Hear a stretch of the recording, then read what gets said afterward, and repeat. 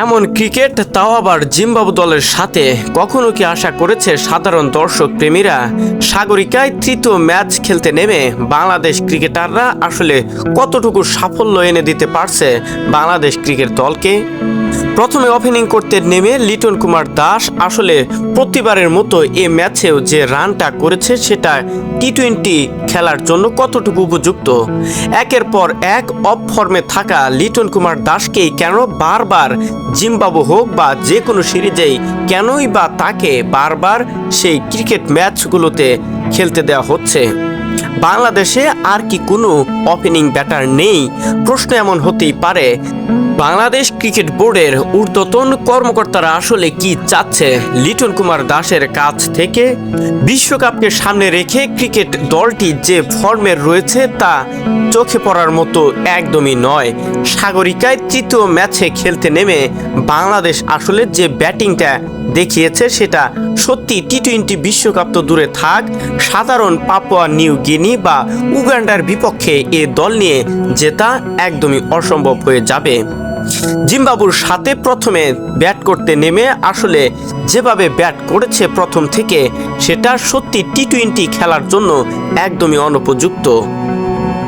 তৃতীয় ম্যাচে ব্যাট করতে নেমে প্রথমে 5 উইকেট হারিয়ে 165 রান তোলে বাংলাদেশ ক্রিকেটাররা। প্রথমে ব্যাট করতে নেমে লিটন কুমার দাস 15 বল খেলে মাত্র 12 রান তোলে। আসলে ক্রিকেটারদের এমন একটা টি-20 রান যদি হয় তাহলে ওয়ানডে বা টেস্টে কীরকম খেলতে পারে? যেখানে অন্য দেশের ক্রিকেটাররা যে প্রায় 15 থেকে 16 বল খেলে অর্ধশতক পূরণ করে, সেখানে বাংলাদেশের ক্রিকেটাররা 15 বা 22 বল খেলে যদি বলের চেয়ে রান কম থাকে তাহলে টি-20তে কেমনে সাফল্য পাবে বাংলাদেশ ক্রিকেট দল? এ সকল প্রশ্নের উত্তর কোথায় পাবে সাধারণ ক্রিকেট প্রেমীরা? বাংলাদেশ ক্রিকেটে এখন পর্যন্ত আর কি কোনো ওপেনিং ব্যাটার নেই?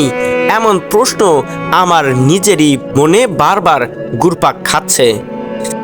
ইমরুল কায়েস, বিজয় বা সৌম্য সরকার, এদের কি এক ম্যাচের জন্য হলেও টি-20 বিশ্বকাপের আগে একটু ঝালিয়ে নেওয়া যেত না? বাংলাদেশ ক্রিকেট বোর্ডের বিসিবি কর্মকর্তারা আসলে কি চাচ্ছে? লিটন কুমার দাসই বা বাংলাদেশ ক্রিকেট বোর্ডের ঊর্ধ্বতন কর্মকর্তাকে কিভাবে পুষে যাচ্ছে? নাকি লিটন কুমার দাস তলে তলে আসলে বাংলাদেশ ক্রিকেটের সকল ঊর্ধ্বতন কর্মকর্তাদের কিছু দিচ্ছে? এমনটা প্রশ্ন হতেই পারে সাধারণ ক্রিকেট ভক্তদের মাঝে।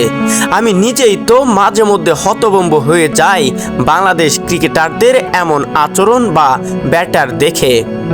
লিটন কুমার দাস যেহেতু অফ ফর্মে রয়েছে, তাহলে কেন তাকে বারবার সুযোগ দেওয়া হচ্ছে? বাংলাদেশ থেকে আর কি কোনো ক্রিকেটার বের হবে না? বা লিটন কুমার যদি এখন ইনজুরিতে পড়ে তাহলে তার জন্য কি সে জায়গায় কোনো কেউ জায়গা পূরণ করতে পারবে না? এমনটা যদি নাই হয় তাহলে লিটন কুমার দাসকে বাদ না দিয়ে কেন এমন করা হচ্ছে বারবার? আসলে কতটুকু ক্রিকেটের উন্নতি চাচ্ছে বাংলাদেশ ক্রিকেট বোর্ডের ঊর্ধ্বতন কর্মকর্তারা? এমন ক্রিকেট খেলা যদি খেলতে থাকে তাহলে নেপালের বিপক্ষেই এমন হারবে যেটাতে মুখ দেখানোর মতো কোনো কিছু বলতে পারবে না বাংলাদেশ ক্রিকেটের দলপতি নাজমুল হোসেন শান্ত। শহীদুল ইসলাম শহীদ, স্পোর্টস ডেস্ক।